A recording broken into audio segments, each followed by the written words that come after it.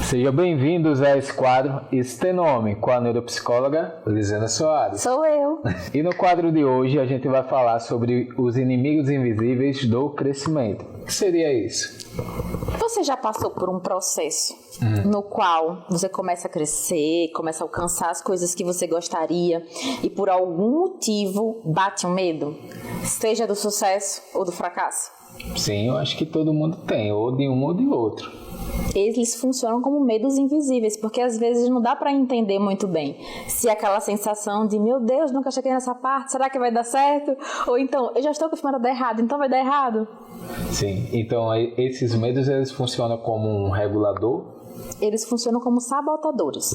Eles sabotam o nosso potencial de crescimento. Porque muitas pessoas, quando entram num estágio de medo, elas paralisam.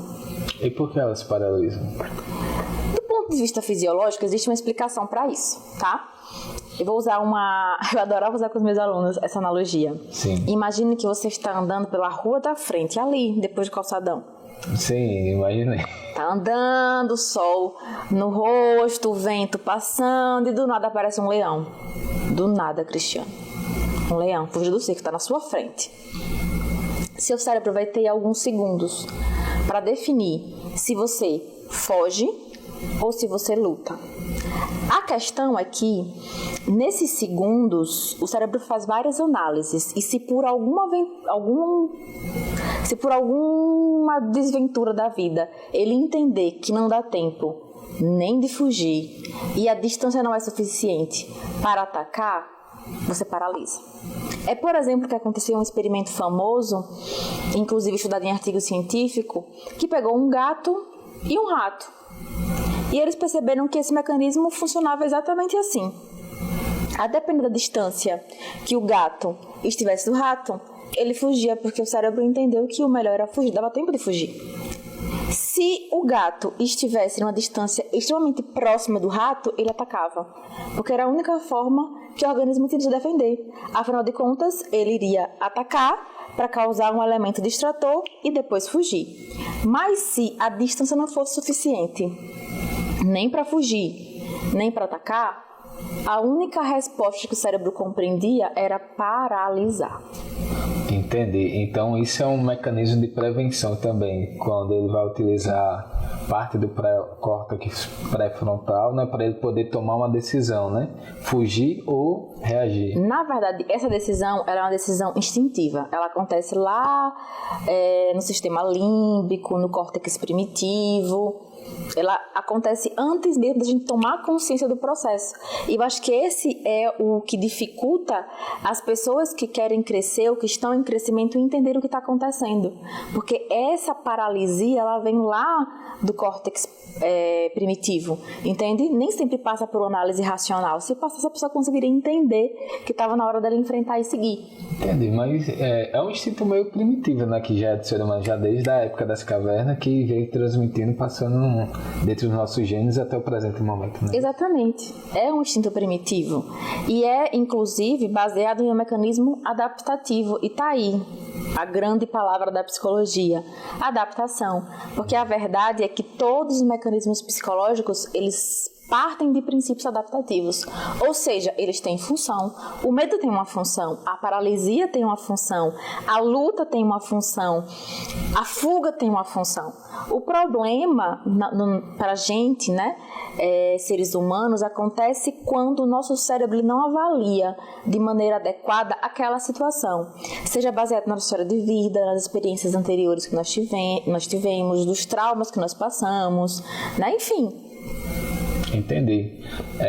E como é que a pessoa ela identifica no momento, por exemplo, porque ela vai chegar um momento desse ápice, né? Sim. Ela vai ocorrer alguma situação e dentro dessa situação ela pode ou não identificar isso e antes mesmo de acontecer ela pode tentar evitar ou não há como e ela vai agir pelo instinto dela própria?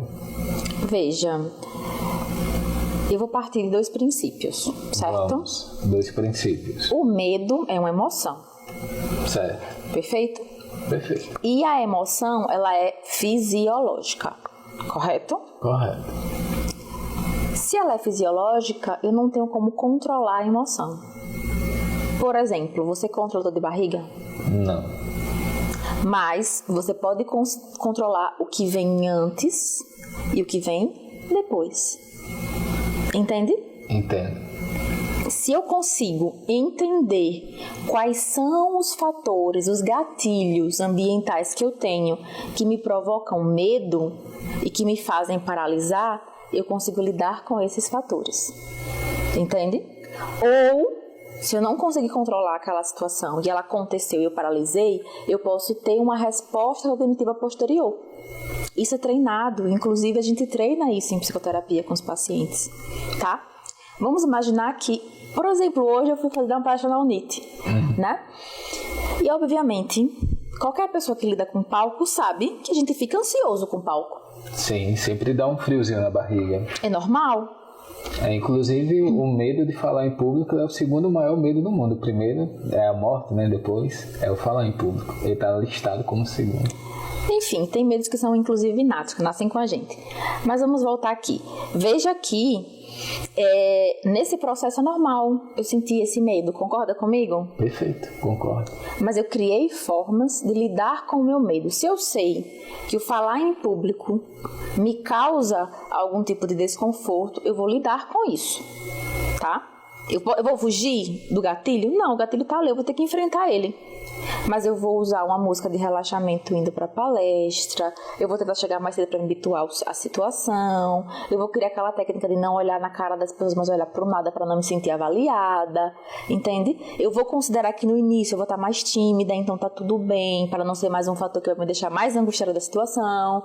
E com o tempo eu vou me sentindo confortável e vou superando aquele processo que para mim é ansiogênico, e tá tudo bem. Veja, eu pude controlar o medo? Não. Ele existiu? Existiu. Mas eu sabendo que ele existia, eu consegui lidar com todo o processo que veio antes e com o processo posterior à situação, à sensação do medo. Entendi, perfeito.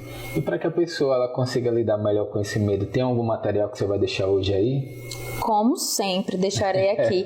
A gente sempre começa fazendo a pessoa entender quais são os gatilhos que levam ela a ter medo. Tá? O processo de automonitoração, na minha abordagem, ele é fundamental.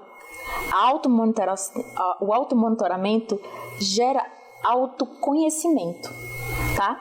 Se eu começo a prestar atenção à maneira como eu me sinto, ao que é que eu interpreto daquela situação, ao que é que passa pela minha cabeça, como o meu corpo reage, eu já vou estar anos-luz à frente da maioria das pessoas. Porque eu consigo começar a entender como eu funciono e como os fatores ambientais incidem em mim. E a partir daí eu vou começar a refletir. Por que isso? Aonde na minha história de vida isso surgiu? Logo, o que é de praxe, gente? O registro de pensamentos automáticos. Quem souber o poder dessa ferramenta vai usá-la para sempre. Porque uma vez que eu uso isso com frequência, eu automatizo no meu cérebro e começo a treinar uma função que a gente chama na psicologia de metacognição, que é a capacidade de refletir sobre o próprio pensamento. Entendi perfeitamente. Gente, esse foi mais um quadro Estenome com a neuropsicóloga Elisandra Soares e a gente aguarda você no próximo episódio. Muito obrigado pela sua audiência. Até a próxima. A Cazuli é uma clínica criada para transformação real. Aqui, cada paciente é acolhido com cuidado, técnica e propósito. Ajudamos você a entender onde está, identificar o que precisa ser tratado e construir, passo a passo, uma evolução verdadeira.